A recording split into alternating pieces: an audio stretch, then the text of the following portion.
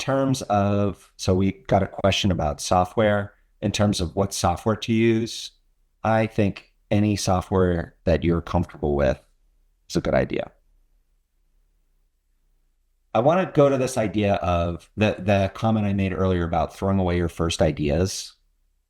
I think people like students in particular don't like that comment. But when I have taught classes on this, I always do this exercise. And I really encourage you to try for a period of time, like maybe an hour, maybe 2 hours, to write out ideas that you're considering making for your PSA, and then literally crumple up the piece of paper at the end of that hour and throw it in the trash, because you cannot get to the good one immediately. This will take time. It's the same with taglines. Don't make your video first and then come up with the tagline because of the video at the end. The tagline is often the inspiration for the video. It's often the inspiration for a series of videos. So I want you to kind of give it the respect it deserves and spend time on it.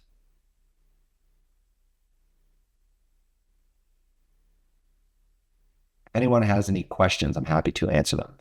How many people here think that they're going to had heard of the other types of PSAs other than a reenactment? Had anyone considered making a PSA other than a reenactment? I feel like when someone tells you a testimonial is also a credible PSA, people are like, oh yeah, you know, of course it is, right? Like you kind of just need to be reminded sometimes. And I even had this thought as I was coming in here before giving this presentation tonight. I thought, if you were looking for an idea of what you could do and you went to an auditorium and said, raise your hand if you've been impacted by some sort of driving, been in a car accident, for example, probably 2/3 of the room would raise their hand. And I think even that could be a PSA. You know, I was kind of talking to Kylie Rose about this a while ago, that I've been surprised no one has asked Damien to be in a PSA, because his story is the reason that I'm sitting here, because I heard it from him. So testimonials are a very powerful tool, often underused by students. And then, of course, there's satire.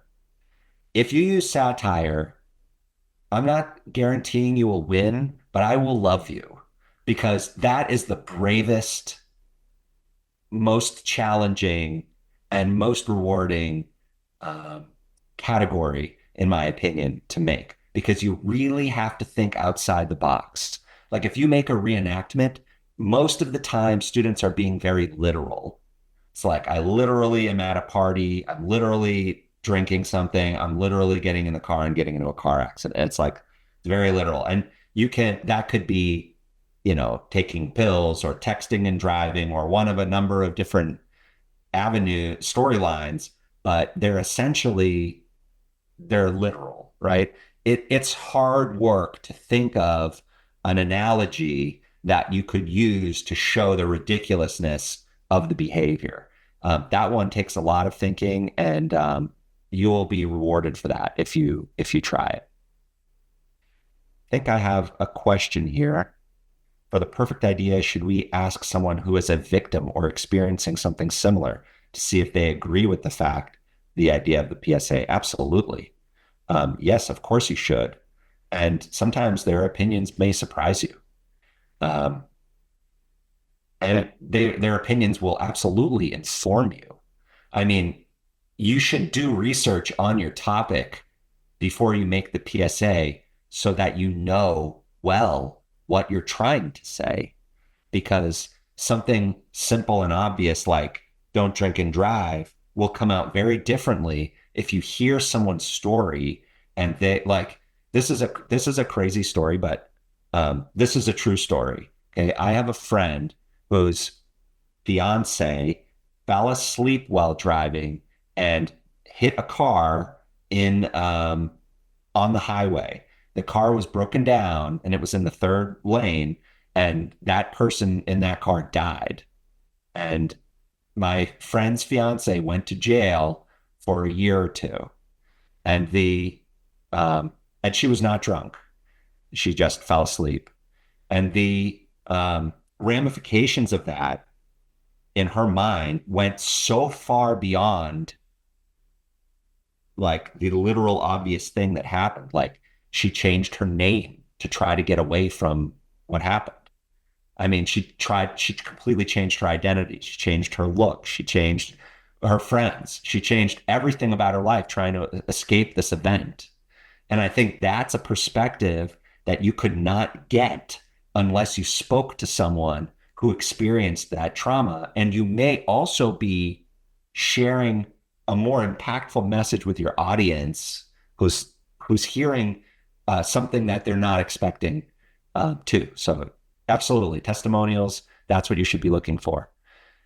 Um, Kylie Rose, I'm going to talk forever unless you That's stop. I saw okay. you pop I have on. some questions for you. Go So, ahead. Steve Bradford asked you, how much does production quality affect judging? Better be good, man. I mean, I'm gonna say this. The bar is high. You should be trying. You should be doing, I would suggest pre-visualization through a storyboard. And I'm just gonna tell you this again. You have 3 months to make something that is 30 seconds long, and that's going to be shown to millions of people. That's your target. Your target is not so your mom likes it or your teacher is proud of you. Your target is millions of people watching it and changing their behavior. So try hard. Okay, next question. Yeah, that's definitely the goal. But again, just to add in there, we do have the mentoring. So on the script and storyboard stage, you can send in for mentoring, and the rough edit, you can send in for mentoring. So that helps, get you an outside perspective and, guidance on that. That's for the films. For posters, if anyone's here for posters, we do mentoring at the rough sketch stage. So that would help. Sophia has a question on what are two of your favorite taglines, Misha? Oh my gosh, my favorite tagline. Well, I told you about you could learn a lot from a dummy. There was another one that was in the 90s, which is friends don't let friends drive drunk. And I used that one in a previous version of this presentation. I took it out because like the commercial was like standard definition and a little old. But the thing I like about that tagline, friends don't let friends drive drunk, is that when I went to college, we changed it to like, friends don't let friends wear those shoes. Friends don't let friends take a date to that restaurant. And it was funny to like alter it in that way, but also it speaks to the power of how deeply embedded into the zeitgeist that saying got. I mean, it lasted with me to this day. It's been several decades. Yeah, this is your brain on drugs was the same. Like, who remembers the t-shirts that said, this is your brain with a side order of bacon, which was just eggs and bacon in a skillet? It's the same thing. It's like it was such a good tagline that it became a cultural phenomenon. That's what you're aiming for. Exactly. Love it. Those are some great examples. And Okay, if so I Enzo, oh, sorry, go let me ahead. just add one last thing about the tagline. Yeah. You want to make a tagline that is so epic that Kylie Rose will put it on the website and it'll be there forever. That's your goal. Okay, go ahead. And she Yeah, will do I it. agree. I agree. That is true. Okay, so next question is from Enzo. He wants to know your thoughts on reenactment with satirical aspects. Terrific. Absolutely love it. Um, the only so the definition of satire is that you're making a mockery of the bad behavior, or you're making the bad behavior stand out in a way that it isn't normally presented. So that's the goal, and usually that type of um, that style of PSA is done with a narrative storyline. So almost always it is sort of a reenactment, fictional narrative storyline. Great. Yeah, it's like I was Okay, saying, good. you can blend some of these things. Like a celebrity giving you a testimonial is double the impact. That's a great choice. Yeah. Perfect. Okay, so Mina has a question, which is, what do you think about celebrity role models being used? Terrific. You should definitely use them. And you should pick people that inspire you, or that you trust, because that's why I would want to listen to their message. Um, I think that also if you're creating this PSA for your school, I know obviously a national prize is great, but I love and respect local role models that might be well known in your community. And if you use one of those people, that is going to go far with me. Certainly, I will consider that highly, highly regarded. Yeah. Yeah, I fully agree. All right. And then Sophia had another question, which is how many, what would you recommend as the maximum word count in a tagline? I mean, certainly not 10. And there's a really famous Mark Twain quote, which is, um, I didn't, I didn't have, hold on, I've got to remember what it was exactly. I wrote you a long letter because I didn't have time to write you a short one. It's a really great saying because writing something short is tremendously more difficult than writing something long. And I recommend to you, if you write a sentence that has the thought that you want to get across, let it sit in your mind for a week. Write it down on a piece of paper, ask Chat GPT for 50 versions of it. Um, Beta test it on your friends, apply it to the end of the video. It's totally okay to make your video like in a week and then try like 50 different taglines at the end. I think that the point I want to get across about the tagline is it is not an afterthought. It is a meaningful and important and valuable part of the PSA that while it's on the screen just for a few seconds, you'll be judged on. And it's important. Yeah. Great. Steve also had a question on the length. He said, how about the length? Some years I have trouble getting students to keep them short, under a minute or 30 seconds, but we see that PSAs on social media are many different lengths. Well, the contest has regulations that I'm not 100% sure. Maybe Kylie Rose better to answer that one. Well, I mean, for our competition, it's 30 seconds. Really, that is mostly because that is how we can get them played on TV, on like the news. They will, for example, gas station TV or GSTV, which is now a supporter of us, and they are now playing to the whole country, one PSA each week throughout the month of August. Their requirements is 15 seconds. So the way we do it is cut it down slightly, like the 30-second PSAs that we require. We cut them down with a referral back, like a link back to YouTube, so that, if someone wants to see it, they can see the whole thing. TV requires 15 seconds, 30 seconds, or 60 seconds, but usually it's 30. And that is how we can get that exposure, get that message out, get the students' work seen, basically. Almost every PSA was originally like 2 minutes. And then there are like 5 or 10 different versions of it. And if you go to adcouncil.org or go to the Ad Council YouTube page, which I recommend for everybody, you will see 5 or 10 different versions of the same PSA. One is 15 seconds, one is 30, one is 60, one is 90. That's really common to make. And actually, you're welcome to do that. I mean, I'm sure that um, that's how movies are made, right? Which is my main editing gig, or was my main editing gig. It's like you make a 2-hour movie, then you cut it down to 90 minutes. Nobody makes exactly a 90-minute movie from the start. Yeah.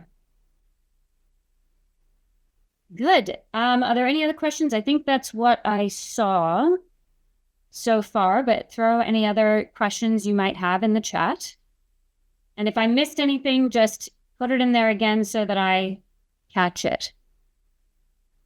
We can get you a link to the recordings after this so that you can see Misha's slides and use that information and refer back to that. The webinar recording will also be available for you. So, you can rewatch or re-review the information that is given. Yes, we will supply that. Thank you very much. I'm going to I want to end with this thought, which is like schools have different resources, students have different resources and access, to a variety of things. Okay. That is not going to be a limiting factor for anyone. There are great stories, there are great testimonials and satires and, you know, right under your nose. And you're going to find them when you try.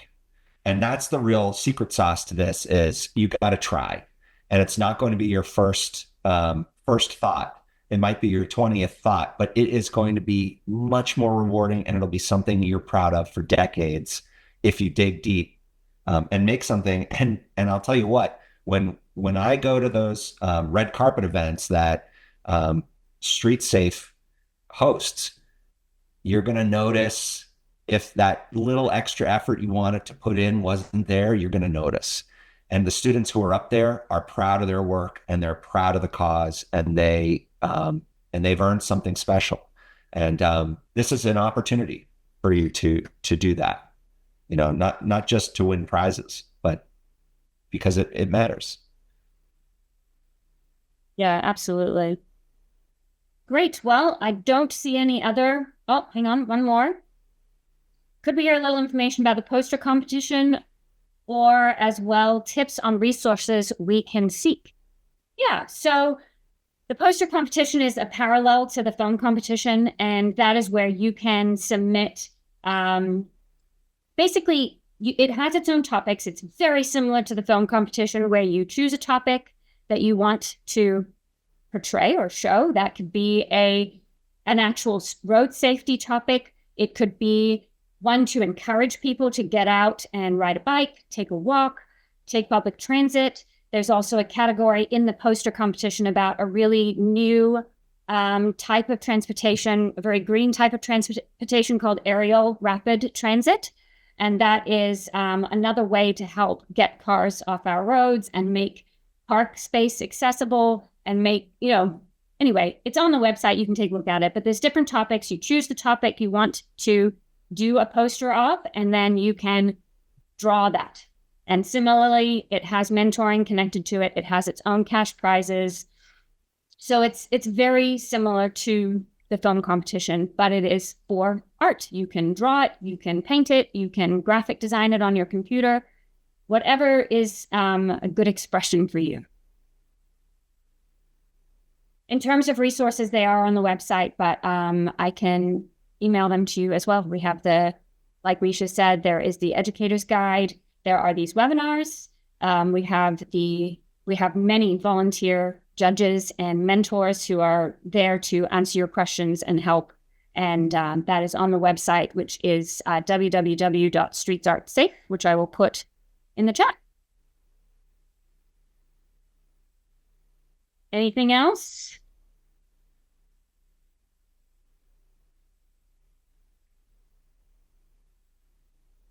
Okay, I think that's it. Well, thank you very much, Misha. Thank you, everyone, for joining. It's great to have you here. And you can always reach out to us, me or Constanza. We're here to help. Okay? And we'll see you at our next webinar. Thank you, everyone.